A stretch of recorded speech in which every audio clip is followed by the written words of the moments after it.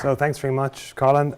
So my name is Mark Needham. For people that I haven't met before, just a little bit about my background. I'm a Chartered Eng, both through Engineers Ireland and through the UK Engineering Council. I spent 5 years on ISEM. It sounds like some kind of a medium life sentence, but it's not. 5 years, firstly setting up the program office, then working on participant engagement and market readiness, then the market trial, and latterly as part of the post-production support for the new markets. And at the moment I'm just looking at the long-term investment program for ISEM.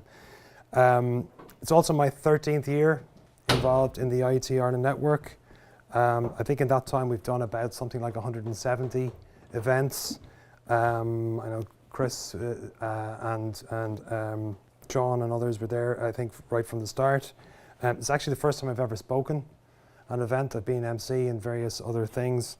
So you've been lucky so far, but your luck has just run out. So I'd like to tonight combine two of my big interests.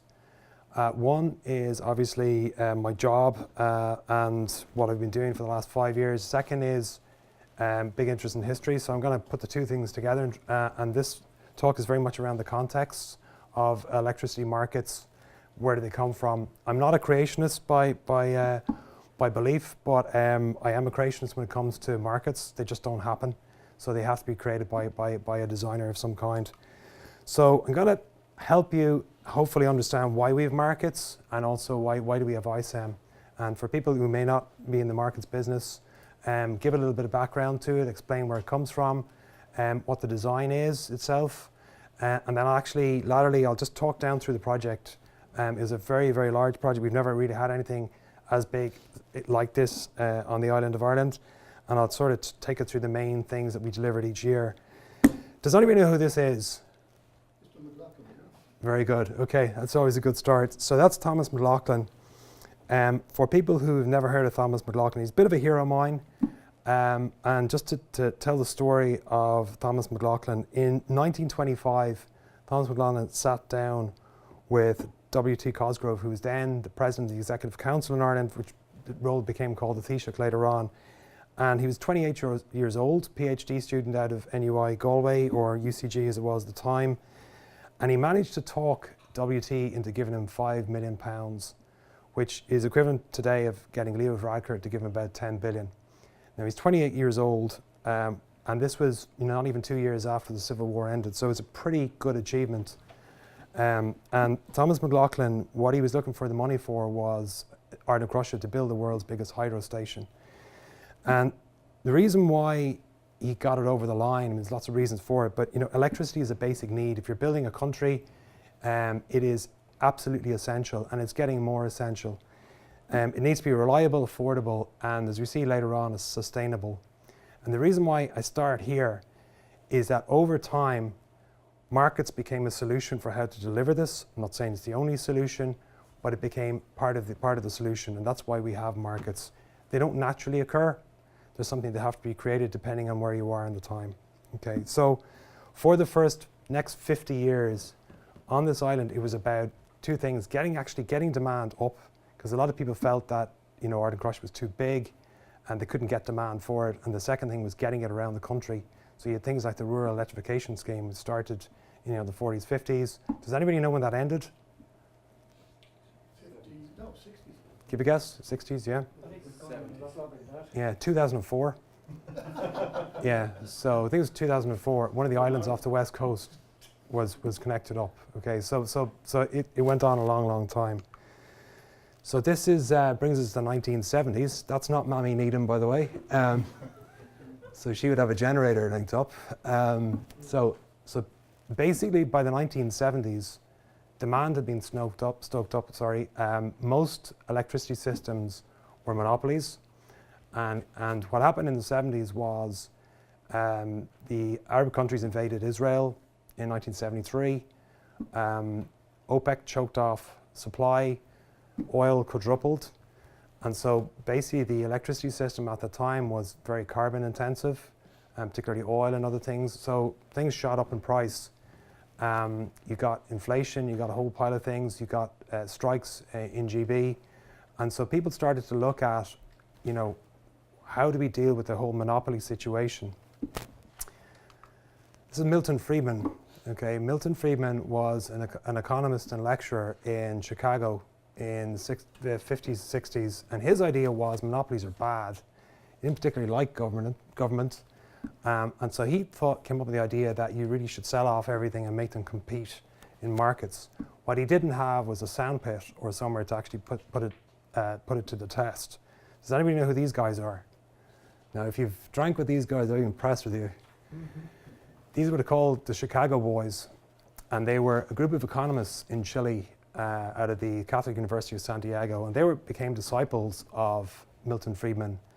And what they were allowed to do when Pinochet came in Chile was basically to liberalize and set up one of the world's first electricity markets, amongst other things. They sold off state assets, they made them compete, and they basically kind of followed the Milton Friedman approach to things.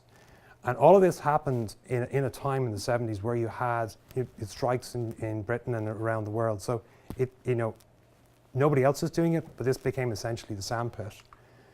So into the 1980s, this person appeared. Younger people may not know who it is. So Margaret Thatcher, and do you know who the other guy is? Cecil Parkinson. So Cecil Parkinson was appointed as the energy secretary in Margaret Thatcher's government. And he brought in the Electricity Act to liberalize the markets. People like Margaret Thatcher, Ronald Reagan, they became big fans of what was happening in Chile.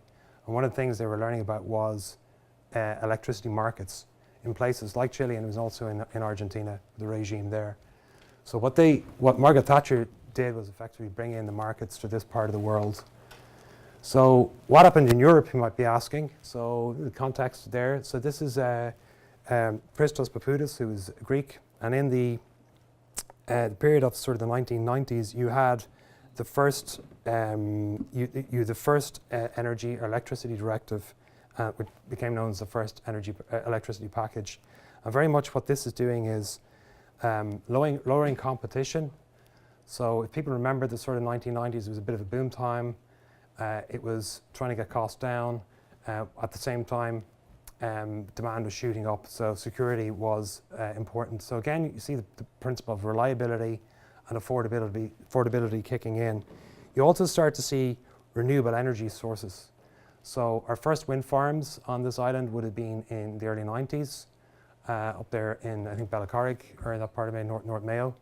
So renewables starts to come out onto the pitch. So the third item, which is sustainability, begins to become important. The reason why I put Christos Papoudis is because he was the energy commissioner in the European Union. One of the, I guess, failings sometimes of engineers is we don't really personify things enough. I think we go to the abstract very often, but in all of these things, particularly in markets, there's people behind it.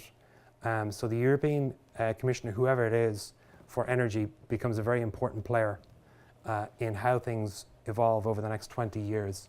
So you might be asking yourself, what was happening in Ireland? So it was quite limited. There was some limited competition in the retail sector, and there wasn't a huge amount. We actually had a power market around 2000. It's quite limited. There was contracts between generators and suppliers, and it was what was called a top-up and spill market. And that just means that basically, if things were tight, there was a top-up price paid to the generators, and if things were long, there's a bit of a spill price back. So it's very, very, very simple market. So as we made our way past the millennium and into sort of the 2000s, a couple of geopolitical events happen under the watch of Leola de Palacio. Leola is actually, along with Thomas, I think one of the only engineers to feature today. She had a degree in engineering. She passed away, unfortunately, in 2006, a young woman. So, but she was the European Commissioner just after 2000. You had another energy package. So this time, geopolitical events like 9/11 in 2001, that had an effect on the general economy, which had an effect on energy. So things like security is back on the table again. Security of supply, because obviously there's an effect on the Middle East and oil supplies, etc. You see new actors coming in, particularly into Europe. and the focus is very definitely on energy security. So we have our second energy package in 2003. So this takes us to 2007, which is SEM. And so for people here who may have worked on SEM, it was a major project to be delivered. And what we're looking at there is what's called a gross mandatory pool to single marginal price. And I'll kind of explain that.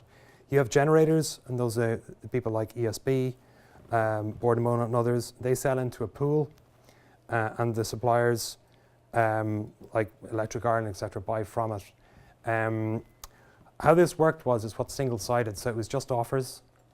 So they weren't bidding by the suppliers per se in this. So in Europe, we had our third package around 2009, and this was pressing the third button, which is very definitely around climate and the energy package. So we see in this case is very much the emphasis on the sustainability of the markets. And this is Andrus Pibag, who is a Latvian, he's a degree in physics, was a teacher, and he was the energy commissioner at that time. They proposed a target model, and the reason behind the target model was to balance again the three things, which is to make the electricity markets efficient, but also to balance the sustainability as well as the reliability. Okay, so we're going to kind of look at the target model and also examine how it was different from the original SEM.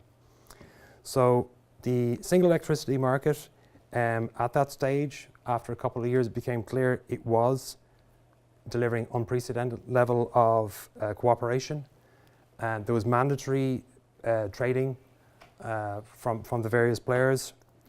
It also had capacity payments.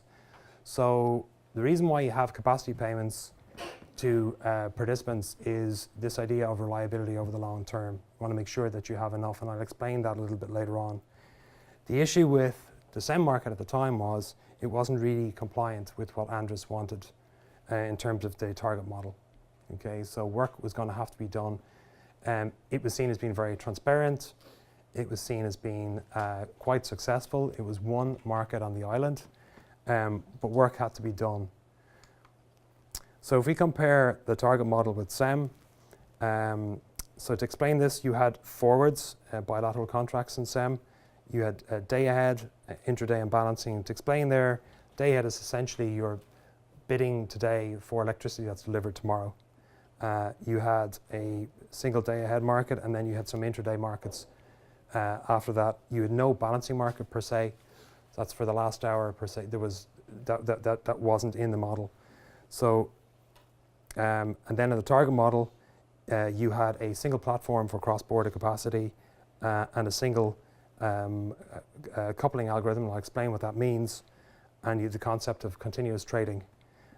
So the balancing market was a new change, and that has to be implemented. And that means essentially for the last hour before electricity is delivered, there's a market there. That's really all that means.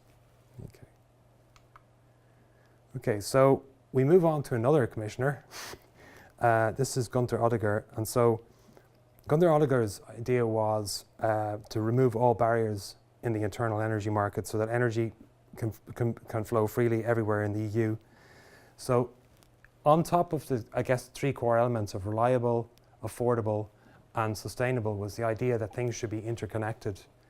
And so if you visualize in your mind Europe, obviously we're an island. One of the things which companies like EirGrid do is look at how we can interconnect ourselves with others. And the future that Oettinger and others are looking at is whereby electricity moves around, and eventually, you know, you won't see the huge differences in price between somewhere like Ireland, France, Spain, et cetera, that you should be able to trade your way around Europe. And that way you should trap the inefficiency and be able to, you know, understand where the inefficiency is, understand maybe where there's a need for additional interconnectors. And it makes us more interconnected, but it also means that you can make things more reliable And also, if there's sustainable sources of electricity, so if you've got, say, wind in Ireland or hydro in Norway, they can move their way around to Europe where they're needed. That's really all that is. Okay, so if you look at the power markets in Europe around 2010, so what this is showing us is you've got Nord Pool in the Scandinavian area, EPEX Spot, Belpex, so you have a number of exchanges. And what this is pointing to is that it is not within country. Some of these go right across countries. So you're already seeing that it's an international business, and there's also maybe a handful of exchanges that are beginning to dominate. So what they developed was this concept of a price coupling of region. I'll explain what that means, but ultimately what it means is this way of actually understanding where if you've got two markets, if it's expensive in one place and cheap in another, you want to go from where it's cheap to where it's expensive and to bring the price down. That's all it is. So it's just a way of identifying inefficiencies and making sure that we're able to couple the markets together. Okay, so what I'm going to do is talk about how the ISEM project delivered on all of this, and what in particular it did over the next few years to implement a target model and make sure that, I guess, the wholesale market became compliant. So the first thing that happened was in 2014, the high-level design was delivered by the SEM committee. So the SEM committee are the regulators essentially on the island, and regulators plus an independent chair. Okay, and so what they came up with was this, which is sort of the high-level design of ISEM. And what we're looking at here is on the left-hand side is, first of all, the capacity market. And the intention behind the capacity market is going to be auction-based, a little bit different to what we had in the old market. In the SEM market from 2007, participants were paid capacity payments for availability. So as long as they were available, they got paid. This is going to be different. This meant that people would only get paid capacity if they delivered, and that this is a big change.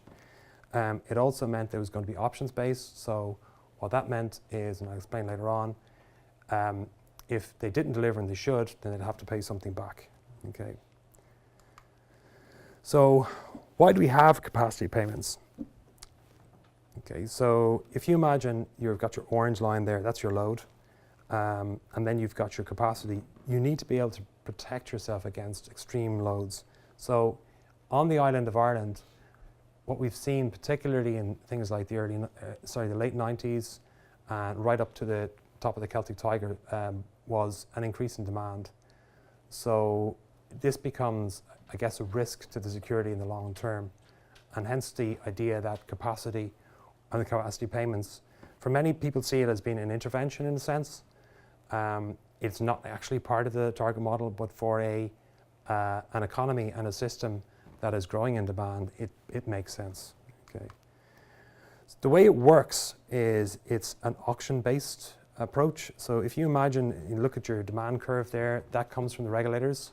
They come up with the science behind that. The generators, or those who want to get capacity, they bid in, and ultimately you get a clearing price at a certain amount, and then there's a set capacity figure that's paid out during the year. There are a couple of disadvantages or things that need to be addressed. One of them is your locational security of supply. Key thing on the island of Ireland is we do have transmission constraints. So if you get all of the capacity, we'll say in the southeast, that leaves issues with, say, in Northern Ireland, where there are some transmission constraints on the border, or in the northwest, or in Dublin, for instance. So this is something that I guess has to be sort of addressed. Okay, I'm just going to move on. So just to explain how the remuneration mechanism works. So if you look at the red line there, the bottom, that's what the capacity payment is. So once you're delivering, that's what you get paid. So the spot price, which is in green, the spot price is based on the balancing market price.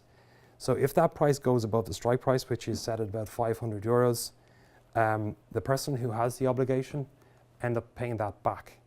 Okay, so if you're a generator and if the price went up to say 1,500 in this case, the suppliers, they don't have to pay any more than 500. You may make it energy payments between at 1,500, but you'll have to pay that back because that's the obligation you have. This is designed to make sure that suppliers don't have to pay any more than say 500, and it's to protect them, and that's the intention behind having it set this way. It protects suppliers, a supplier being somebody like Electric Ireland from excessive prices. Okay. Okay, so there you see the capacity payment, you see the spot price, and then you see where it goes over the 500. In that case, the person who is, say, a generator would be paying that back. They make it in energy, but they need to pay it back. This is a way of trying to protect against huge prices. It's also a signal that, you know, there is a need for an additional capacity, if you like. So just to understand how the cash flows work, so suppliers in essence are the ones that they're going to have to fund the payments. The generators get them. The suppliers then go and pay for the energy, and that makes its way to the generators. If the energy price is above it, as I explained, then the generators pay it back, and it goes back to the suppliers and it protects them. Okay. The difference in this market is if the generators are not if the generators are not generating, if they're not delivering, if you like, they get exposed. And if on the supply side, if they don't have enough of them, they can be exposed as well through socialization. Okay, let's go move on. So next market I'm going to look at mainly is the ex-ante markets, day ahead and intraday. So I'm going to start with the interconnectors. So it's important that to understand that the interconnectors play a key role, particularly in the coupling of markets. Ex-ante are effectively about 98% of the turnover of the overall markets. The interconnectors come into play, and I'll explain how. So there are two, MOIL and EWIC. Before the ISEM came along, you could have what's called inefficiency, and I'll explain this. If you've got two markets, the GB market and the Ireland market, you would imagine that when things are cheap in Ireland, we would export to GB, cheaper, and if things were expensive in Ireland, you would import on the interconnector. That's not what happened. So very often in the old market, it could have been very, very expensive in Ireland, and we'd still export, or very cheap, and we'd still import. It's what he called kind of it's like the famine theory. Sometimes when there's loads of food, you export it, and when you really need it. So this is what happened before ISEM. So what we want to do is see what changed with the ISEM approach. So what was put in was the ex-ante markets. So there was a day-ahead market which was coupled. That's at 11 o'clock, and that's coupled across Europe, and I'll explain that. And there's three intraday auctions. So to explain how market coupling works, if we take market A and market B, market A, it will say, is the ISEM market. Market B might be beta. There's your demand and supply curves. They're two different prices. So you see price A and price B, so there's a difference. So what happens in market coupling is your ex-ante auction takes place at the same time at 11 o'clock. The generators and suppliers, they put in their prices. It gets fed into a big algorithm. They know that the price in beta is higher than it is in SEM, and they adjust the price. So it's done for you in the algorithm. That's basically the way it works. Both prices are adjusted. So the prices that come out of the auction are adjusted for this. And what that does is, part of it is that the flows on the interconnectors are adjusted for that. So basically, rather than having an inefficient outcome with regard to the auctions and the flows in the interconnectors flows are adjusted to be efficient, and that's Physical flow. the actual flows. Yes, yeah. Okay, so that's essentially that's a big change with the ISEM. Okay, so therefore that looks at, it's not 100%, but it's probably 99%. Okay, So, okay, so one of the things with regard to, if you look at the forwards market there, and that's a good question to ask about the physical flows. I'm not going to get into the details, but the way it works, which was not part of the project that we delivered, but is part of the market, is that the interconnector owners offer hedging products, or FTRs, which are financial transmission rights, which allow people to protect them over the prices in the markets. So you don't go and book capacity on the interconnector anymore. You buy a financial product to protect you on the price movements, and they're called financial transmission rights. I'm not going to get into the huge amount of detail with them, but they're available. There's auctions and people buy those. And that helps protect people and allow them to hedge on the prices. The last thing I'm going to talk about, just in terms of the design of the market, is the balancing market itself.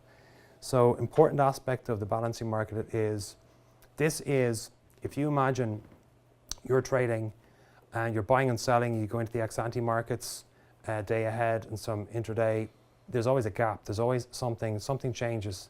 The weather changes, something drops in and out. And so you find yourself, you may need to buy or sell right up to an hour before the electricity gets dispatched. This part of the target model is to make this more efficient, so they created a market around it. So it's mandatory participation, but that means everybody has got to be registered for it. So many people who trade in the other markets, they may avoid this market as much as they can, but they have to be registered for it. And so it's a balance between your traded positions in the other markets and the actual real-time requirements. If it's a thing that your trading goes against you, you may find yourself exposed to imbalance, and that's basically almost like tossing a coin in the air. Over time, traders obviously will get to know about what the conditions are, but it's high risk. Okay. So, so just in terms of, I guess to explain this, is the starting point for trading in the balancing market is the day-ahead positions. So what that means is people coming out of the ex-ante markets, the day-ahead and intraday, may have certain volumes that are in there. They may find themselves that they need to trade in those notifications, and they need to be technically feasible. What that means is when they trade in the balancing market, the notifications need to be feasible by, if you're a generator, they have to make sense in terms of the capability of your generating set. And that's really all that means. Details. So the important thing for the balancing market is that it is 1 hour. Okay, so it is for the last hour before the electricity is actually dispatched. The system operator and people like John, who are in the control center, play a role in the balancing market, which is something that would not have been played before. So typically there are what's called energy and non-energy actions. So it means that every event that happens with generators being turned on and off doesn't necessarily mean that it's going to set the price. It could mean that there's a reason from a security perspective that a particular set has to be turned on. It may then not actually affect the price in that period. And so these are called tagging and flagging. I don't really explain it here, but the important to realize is that, when I went back at my first slide, we talked about, reliability, affordability, and sustainability. The reliability actions very often will not actually impact on the price. Okay, and it's a big change, this market. It means that the guys who are actually dispatching the generators are playing a slightly different role than they would have done before. Their priorities is obviously keeping the lights on, but their actions also have a major impact on the market.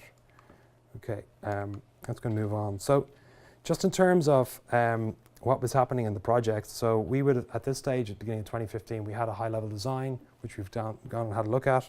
Those are the kind of world events in 2015. We really would have kind of established the project in that time. They take time. There's no out-of-the-box market systems around, and design is really important.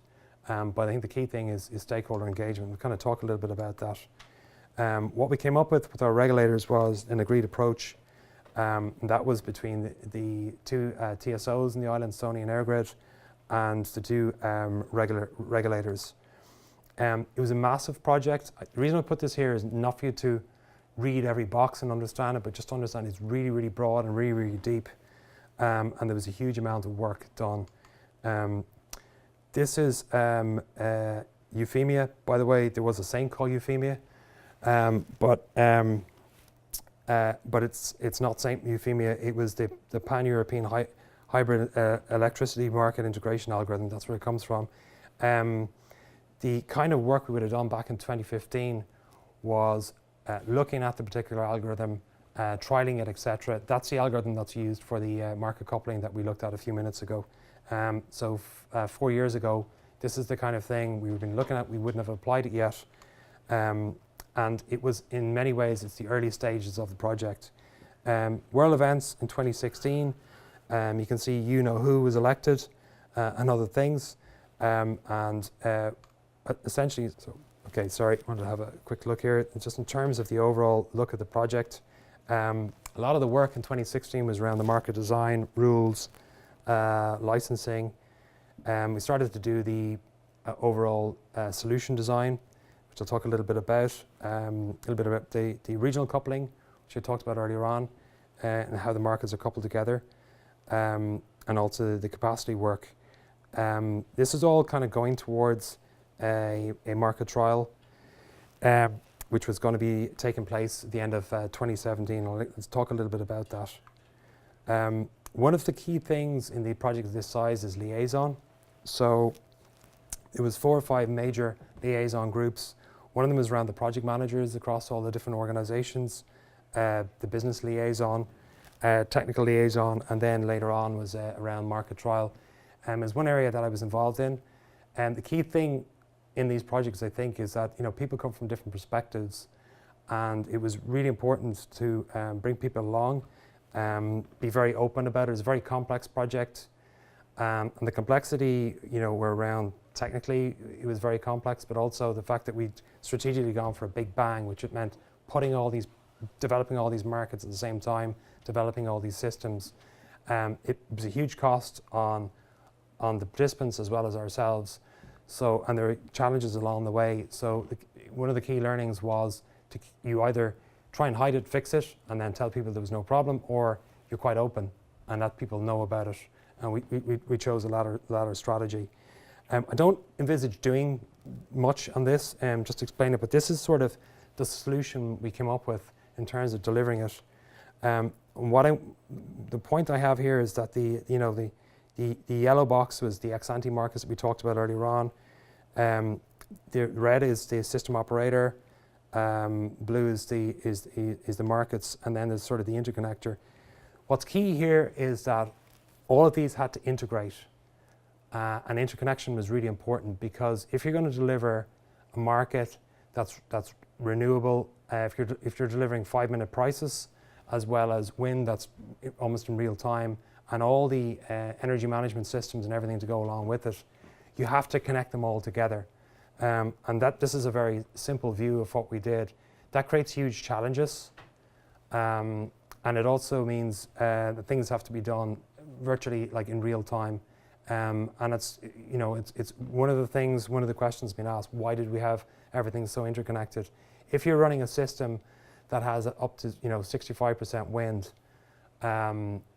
blowing, and that can change and go up and down, and that's heavily coupled with other markets, then you have to have a very heavily interconnected solution. And this would be very different to what the solution was for SEM. Okay. So into 2017, the reason why I put this up, this is a sort of a level 2 picture of the overall project. And what you can see is a huge number of blue diamonds. I don't expect people to look at the detail, but the reason why I put this up is that really a huge amount of the work was being delivered in 2017 across the design, rules, licensing, registration, and all the systems as well. And in many ways, the light at the end of the tunnel was beginning to appear at that time. You can see that the vast bulk of the delivery was in that period. You had things like the Trading and Settlement Code, which is obviously the main rules for the balancing market and settlement. You had the Balancing Market Principle Statement that's really the rules of the road in a way for system ops, how they come to their decisions about making dispatch, etc. The grid codes were changed, and you also had individual codes for both capacity and for the ex-ante markets. There's in terms of the kind of technologies being delivered. So MMS is the main market management system. So the kind of dashboards that John gets to look at every day were beginning to come through in this period. It was a big delivery of the overall solution. One element that was absolutely key was training. Okay, so this was one of the biggest training projects of its kind ever. And this is the training of participants, if you like, alone. So there was over 1,300 trainees from the industry. And what we put in place was a learning management system. I know many of you are experienced at using e-learning. This is the first time that we'd rolled it out. And so what we had was we had online training that was available 24/7, as well as instructor-led training. We had over 50 of those, 50 sessions between Dublin and Belfast. So the training, the online training, allowed people to register. We broke down the training by module, so there was just enough, just in time, and just for me was the slogan for it, and it was deemed to be very, very successful. Okay. The other thing which we had to do very much in this time was we kicked off a readiness program. So what we're looking at here is just a picture of where the market participants were. So what it means is that the red line, if you like, the top is where the leaders were in these months. As you get up to November, there was some of them were over 82 or 83% ready. But then you can see the kind of purple diamond at the bottom indicates to us that some of them were still getting out of the blocks. And this tells us that in the market, there's a very wide spectrum of participants. Some just, getting into trading for the first time, and others were obviously huge, big organizations. This is something that we used an online tool to track. We had an open survey 24/7, and we basically took the data down roughly every month to 2 months. In all, there was about 60 to 70 main participants that would have fed into it. There was about 300 data points. So you can see the kind of, there's about 600 data points. So you can see the matrix in your mind that we would have actually dragged down every month to do this. So in December 2017, we would have kicked off the market trial. So what are you looking at there is, it's basically a calendar of what we would have done every month. So market trialing is interesting. It's effectively running the market without any money. And you build your trial up, starting off quite simply and then getting to a point where it's unscripted. Trialing involves getting all of the participants, all the different players in the market together, putting a run sheet out, having daily calls with them to run through it, and building up what you did effectively in terms of complexity. What you're trying to do towards the end is have completely unscripted trialing. So the participants essentially get to use the systems and know how they react without any money. This brought us into 2018. So essentially, again, this is sort of the back end of the project. We are finalizing a lot of things in this place. At this stage, our system was well fitted out. As you can see, it's got a lot more complex. There's a lot of, again, this is the ex-ante parts over on the right-hand side, the day ahead. This is the system operator, it's the main market engine, and this is the interconnector. Just very quickly to talk about the complexity of it. It's a very complex architecture, 137 interfaces, over 233 reports. It's also 24/7, which is something we hadn't done before. In the past, it was an ex-post market, so very much the prices were calculated 5 days later. This is very tightly integrated, but it's 24/7, so that comes with its own challenges as well. Okay, so in terms of where we were in the market trial, we're again going right from the scripted to the unscripted phase. So our go live was originally set for October 2017. It was pushed back to May because of the challenges and complexity. And then on the 11th of May, the decision was made to push back again to October. These things happen. A lot gets delivered and learned during the market trial.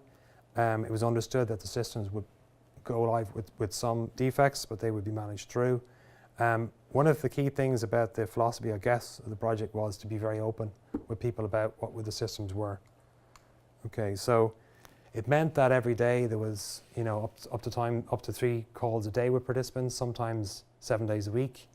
As the person who was sort of manning these calls, I have nightmares about this. So some of the lessons learned as well were that it's really important to get around to participants when things go, before things go wrong. And they'll always go wrong in a project side. When I say wrong, I mean when there's challenges. So in terms of the kind of numbers of queries that are coming through, you literally had thousands coming through in about a year. There was a full-time help desk. Part of the solution I had was, and where does Lizarda come into this? Part of the solution was to get on the road during the summer. By the way, I don't know, does anybody know where Lizarda is? It's near Macroom, okay? And one of our participants has a trading floor there. So you basically go in to what you think might be a 1980s IDA advanced manufacturing plant where they might do a bit of welding, and you walk out and there's a trading floor. Guys with 8 screens at their desk, and guys, PhDs in quant and physics. And it's a local entrepreneur that built a business up. He started servicing wind farms, and a few years later he has traders and guys who trade on the floor.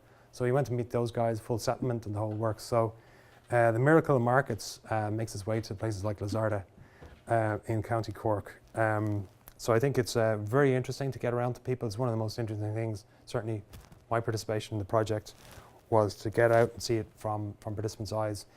Irrespective, I'd always advise, irrespective of what you're doing, if you're doing a very large industry transformation project, get out to people, get into their offices, meet them, meet their people. It's really, really important. That's one of the key lessons that we had learned from this. When we did that, they were able to understand us a lot better, and we were able to understand them. Okay. Okay, so getting ready for Go Live. So Go Live was in the 1st of October 2018. And so what we're looking at there was an example of the kind of reporting we would have done, which try to track the participants' progress. So on the top left-hand side, you see there, as explained earlier, we took a data grab of where our participants were, and we could see where some of them were 100% there, and some of the lowest ones were probably only 60, 70% there. And then we looked at our central project, so that was probably right up there at sort of 95, 96, 97%. So one of the key things was a decision had to be made by the industry to go live. They would have made a decision, back end of August and into September, and all of the bonds that we would have built up by getting around to participants would have come through at that stage. So they were happy to start putting money into these systems. The kind of thing we would have collected. So we would have looked at see, where the participants were. What I mean by unweighted and weighted is essentially just by market share. So we looked at everybody, and then we looked at how the big guys were overall. We looked at the interconnector owners, data providers, very important, and within the system operators themselves, and other players. You can see a lot of greens there. So if there's a lot of reds, we couldn't have gone live. Very simple. Okay. So go live for the project. This is the kind of thing that was in the media. That's a lot of people in t-shirts with rings under their eyes and a lot of stubble. It was quite an interesting weekend. People worked around the clock to go live at 11 o'clock. It meant that we were going 24/7 for the first time. So obviously the system ops guys are used to this, but the markets weren't. And then this is the way that the Irish Times and others, that's Mark Foley, our chief executive, would have greeted it, which is that it's been 200 million quid cut off energy bills. So we'll find out if that's going to be the case. So we get to the end of the journey. So we're back with Thomas again. And basically electricity, it's still very much a basic need. And we would say it's getting more critical. it still has to be reliable, affordable, and sustainable. Markets are a solution for that. Looking down there at John Ging's Tesla, maybe. And I think he's the only one here I know who's driven one anyway. And our future is going to be more dependent on electricity and not less. So the question, I suppose, is where are our markets going to go to?